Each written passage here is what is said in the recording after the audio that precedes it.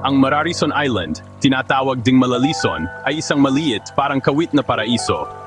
Isipin mo ang isang gasuklay na gintong buhangin kumukurba sa turkesang tubig, may mga gumugulong na berdeng burol sa likod mo at isang komunidad na ginagawang puwersa para sa kabutihan ng turismo.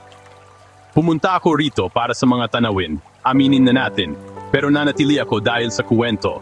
Hindi lang maganda ang islang ito, patunay ito na talagang gumagana ang sustainable tourism. Mabilis na oryentasyon.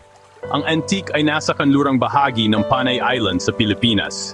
Mula sa pantalan ng Kulasi, maikling biyahe lang ng bangka sa tubig na napakalinaw na halos mabilang mo ang mga coral sa ilalim mo. Pagdating mo, mararamdaman mong hinihila ka ng kurbada ng beach na parang kawit. Una, ang ipinagmamalaki ang mga burol. Isang maikling paglalakad ang nagdala sa akin sa isang Tagaytay na may 360-degree na tanawin. Dagat sa magkabilang panig ang pangunahing isla ng Panay sa malayo at ang natatanging sandbar na sumusubaybay sa kawit ng isla. Ito ang klase ng tanawin na nagpapabulong sa iyo ng wow nang hindi mo sinasadya. Sa dalampasigan, nagiging salami ng tubig.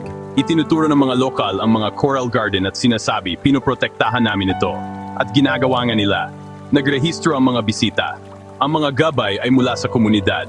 Mga homestay, hindi matataas na hotel. May bayad sa reef na nakakatulong sa pagpopondo ng konserbasyon at may mga patakaran na nagpapanatiling tahimik, malinis at ligaw ang isla.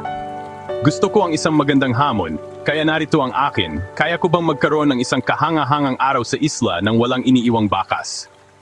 Umagang paglalakad, refillable na tubig lang. Mag-snorkel kasama ang isang lokal na gabay, huwag hawakan ng coral.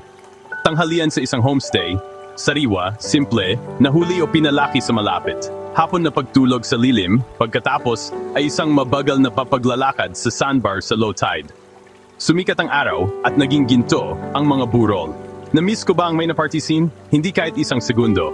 Narito ang pinakamagandang bahagi, nagiging popular ang isla. Ngunit ang mga tao rito ang nagpapatakbo ng paglago. May limitasyon sa mga bisita kung kinakailangan. Ang basura ay pinaghihiwalay at ibinabalik sa bayan. Ang mga trail ay pinananatili sa mga itinalagang landas upang hindi gumuho ang mga burol.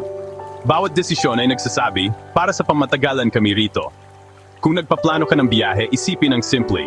Mag-book ng homestay, umupa ng lokal na bangka at gabay, magdala ng reef-safe sunscreen, isang reusable na boat, at isang chill na pag-iisip. Magtanong bago ka magpalipad ng drone. At kung bawal ang isang lugar, may dahilan kung bakit bawal. Maaring baguhin ng paglalakbay ang isang lugar o tulungan itong manatiling sarili. Sa Mararison, pinipili ng komunidad na manatiling sarili, tahimik, ipinagmamalaki at nakamamangha. At narito ako para dyan. Kaya, sulit ba ang maliit na isla na parang kawit na ito? Talagang-talaga, pumunta para sa tanawin, manatili para sa kuwento, at umalis na alam mong naging bahagi ka ng pagpapanatili ng kagandahan nito. Kung may natutunan ka ngayon, mag-like at sabihin mo sa akin anong destinasyon ang mahusay sa sustainable tourism ngayon. Baka pumunta ko doon sa susunod.